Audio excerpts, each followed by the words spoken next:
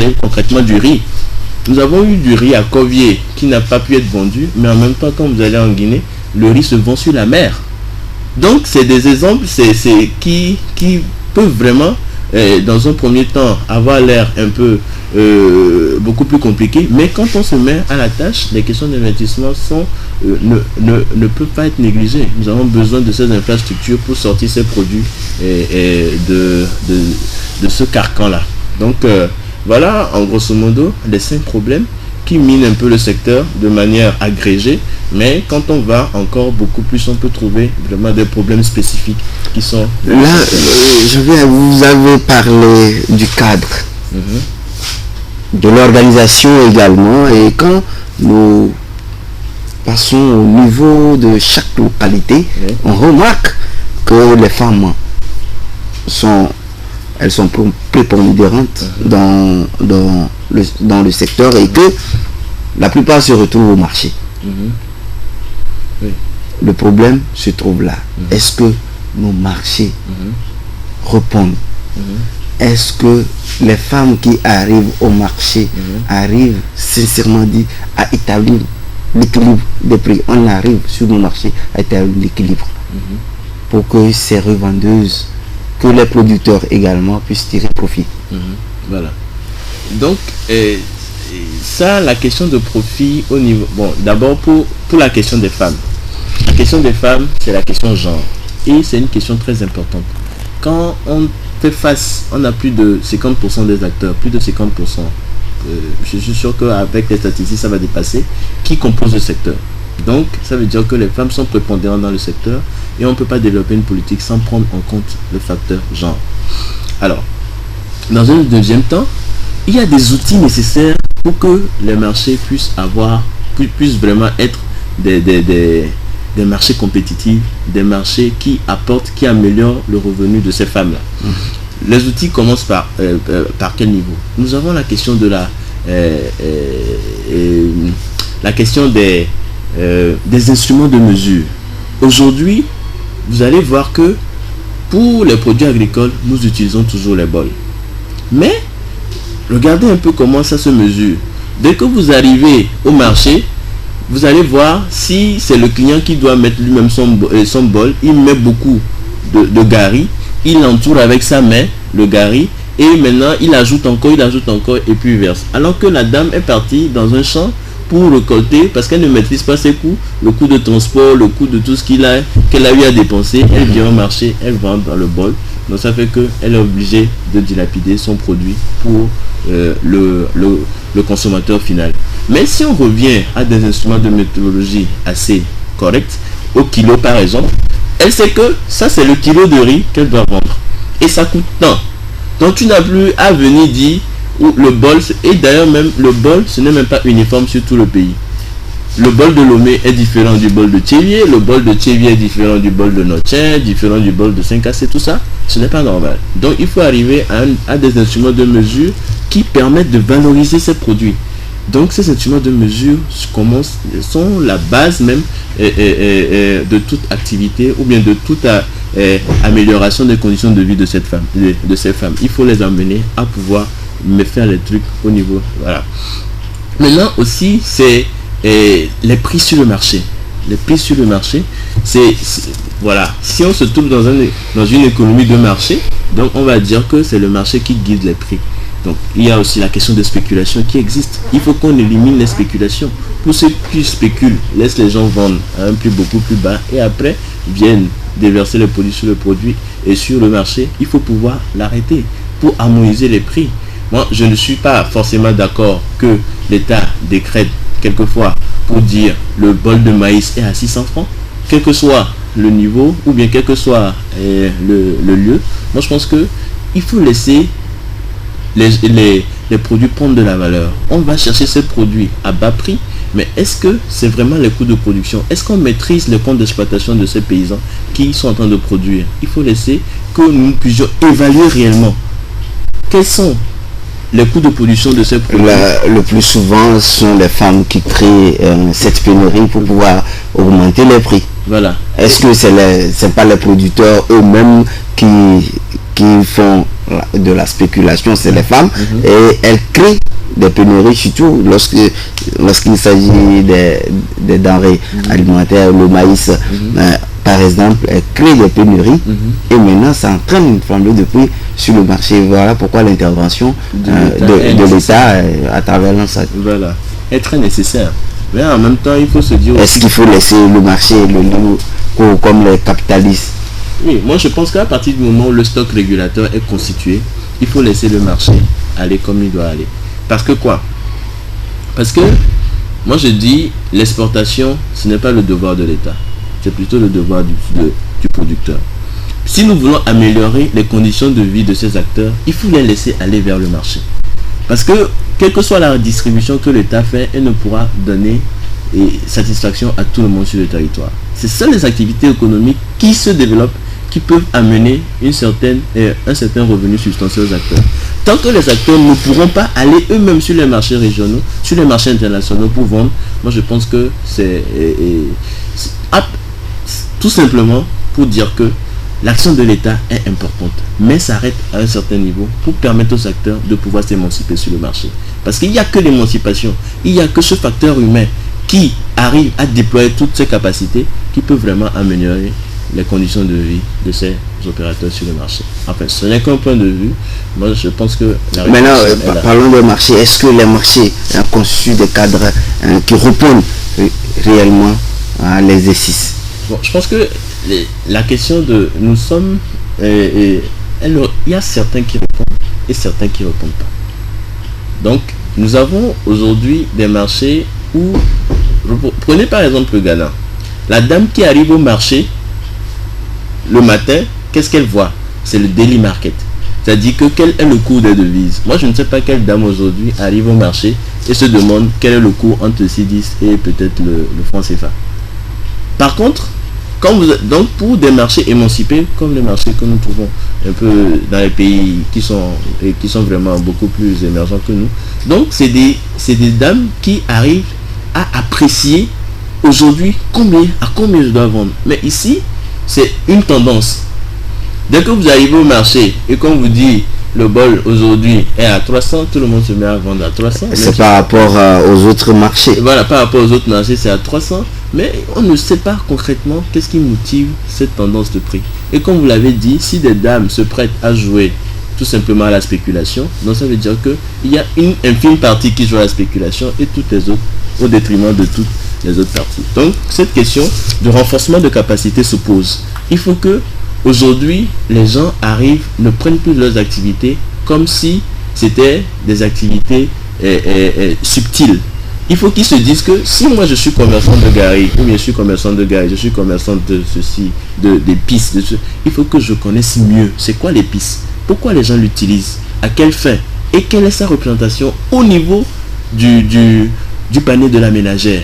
Alors, ça va éveiller la conscience de ces gens pour dire que, donc si c'est comme ça que cela représente sur le marché, bon, je dois mieux l'entretenir. Je dois mieux savoir là où le vendre. Je sais quel prix adopter à cela. Donc, c'est tout un éveil de conscience qui doit animer les acteurs du secteur pour pouvoir améliorer les conditions de vie de ces opérateurs, tant soit peu.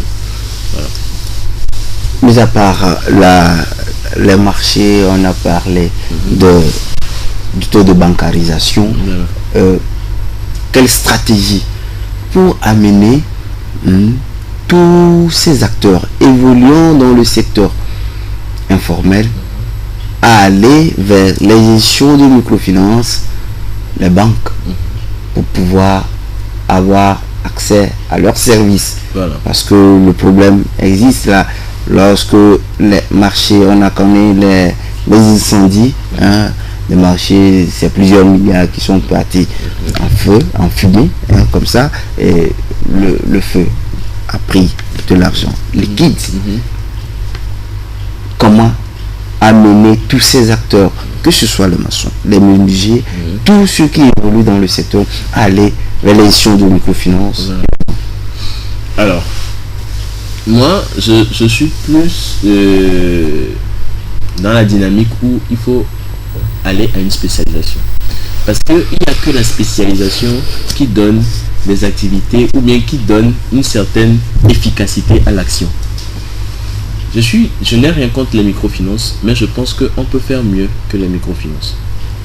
Les microfinances aujourd'hui dynamisent le secteur informel à partir du moment où elles arrivent quand même à améliorer le taux de bancarisation. On voit beaucoup de femmes qui se dirigent vers les microfinances, mais je pense qu'il y a une spécialisation à faire.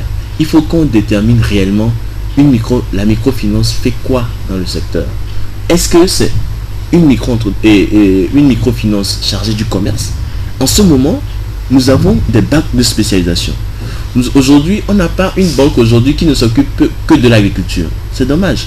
Pour un pays qui a plus de 70% d'agriculteurs, il faut arriver à une banque qui arrive à trouver quelles sont les conditions qui entourent l'agriculture dans le pays. Si je dois financer un projet dans l'agriculture, quels sont les débouchés de cette agriculture?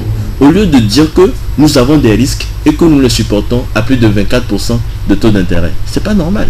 Une activité, un business plan que vous financez à 24%, mais moi je dis, c'est aller au suicide tout simplement. Et avec un environnement économique tel que nous le savons, c'est tout simplement dire aux gens que ça va prendre à laisser, ou bien vous ne laissez pas le choix aux gens, ce n'est pas du développement. Mais par contre, si il y a une spécialisation et le fait que la personne conçoit le projet, vous savez que le marché de Lomé peut consommer ça, le marché de Tchévier peut consommer ça, le marché de ceci peut consommer ça, et vous arrivez à mettre des liens par rapport à ces projets et vous avez une spécialisation, mais on peut diminuer tous ces taux d'intérêt pour simplement dire que nous savons que ce que la dame l'a dit, ça peut se faire. Au lieu de se cacher derrière les taux d'intérêt et appauvrir beaucoup plus les gens.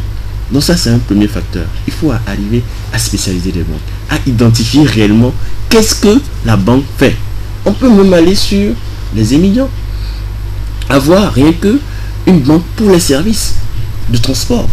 En ce moment, il y a un suivi, parce que c'est la question de suivi qui fait que nous avons des problèmes d'impayés au niveau de ces prêts-là. Parce que nous avons remarqué que les micro-entreprises qui arrivent à faire un suivi sur le terrain, au niveau toujours derrière les acteurs, mais les gens payent. Mais une entreprise qui se cache, ou bien une banque qui se cache derrière le taux d'intérêt, moi je trouve tout simplement que c'est une banque qui n'accompagne pas le développement. Donc il faut une spécialisation, il faut qu'on détermine réellement qu'est-ce que la personne fait. Si la personne fait de l'agroalimentaire et qu'elle dit qu'elle va aller vendre en Amérique par le marché AGOA, il faut que la banque sache. Est-ce que c'est possible? Est-ce que c'est réel? Est-ce que ce que la personne a mis dans son business plan, est-ce qu'on peut l'accompagner? C'est en ce moment aussi que on peut vraiment intégrer tous ces secteurs, tous ces marchés, AGOA et accords de partenariat économique avec le marché du commerce équitable, tout ça, c'est des marchés, c'est des opportunités, cas d'intégrer du commerce, c'est des opportunités que les pays exploitent pour faire développer le secteur. Pour le secteur, je dis pour la petite information, le secteur informel n'existe pas au Ghana. On les appelle tout simplement le secteur de la micro-entreprise. Parce qu'à un moment donné, ils se sont dit que c'est un secteur, c'est le secteur des PMI engrange beaucoup ou bien contribue beaucoup à l'amélioration des trucs. Et ils ne veulent même pas qu'on les appelle secteur informel, mais c'est le secteur des micro-entreprises. Tout le monde, on arrive à développer. Il y a beaucoup de coopératives qui sont nées et qui capitalisent sur la technologie. Donc moi je dis tout simplement que nous pouvons le faire aussi ici, mais à des différences près. Donc il faut pouvoir trouver quelles sont les banques spécialisées par activité et que ces banques développent une certaine connaissance dans l'activité, ce qui leur fait diminuer leur taux d'intérêt. Donc ça veut dire que l'appréciation du risque devient beaucoup plus effective, beaucoup plus objective. Donc c'est ça. Et maintenant, avoir une politique de sensibilisation vers la bancarisation au niveau de toutes vers tous ces acteurs. Voilà. On parle des acteurs, un diagnostic, une enquête a été faite sur le terrain. Du tout, qui peut être enregistré? Qui peut être enregistré? Parce qu'il y a une politique, elle vise une cible. Qui peut être enregistré? Voilà. Donc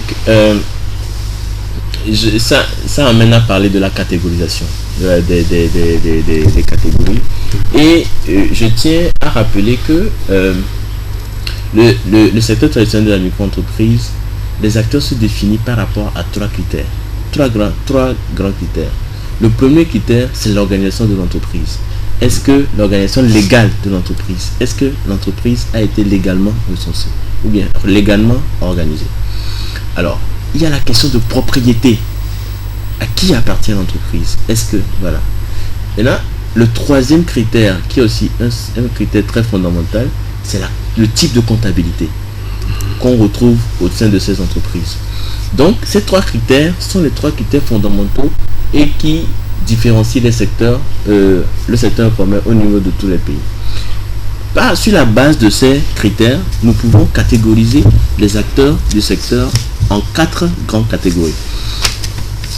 Une première catégorie, c'est de dire que c'est les activités liées au commerce. Le commerce de gros et le commerce de détail.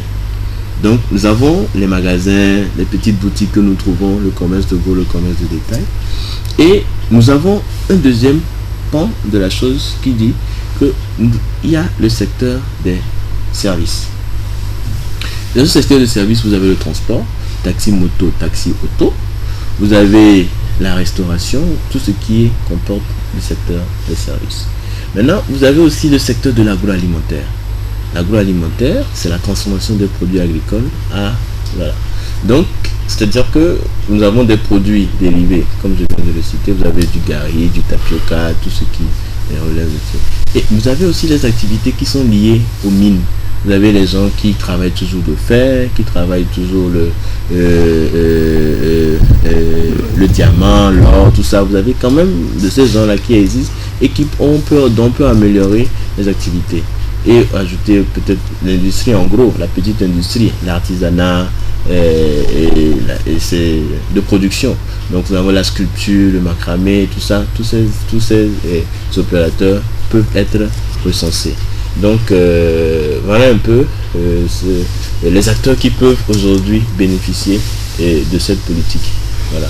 Comment va se faire l'accompagnement? Mais avant, je rappelle aux téléspectateurs qui peuvent déjà rentrer en ligne de l'autre côté de la régie, si on peut nous afficher le numéro. Le secteur informel, aujourd'hui dénommé secteur traditionnel de la micro-entreprise, c'est le sujet de ce numéro Ecomag. Quels sont les problèmes auxquels sont confrontés les différents acteurs qui évoluent dans le secteur informel? Vous êtes maçon, pas enregistré, menuisier, commerçant et autres. Vous évoluez dans le secteur informel, aujourd'hui appelé au Togo secteur traditionnel de la micro-entreprise.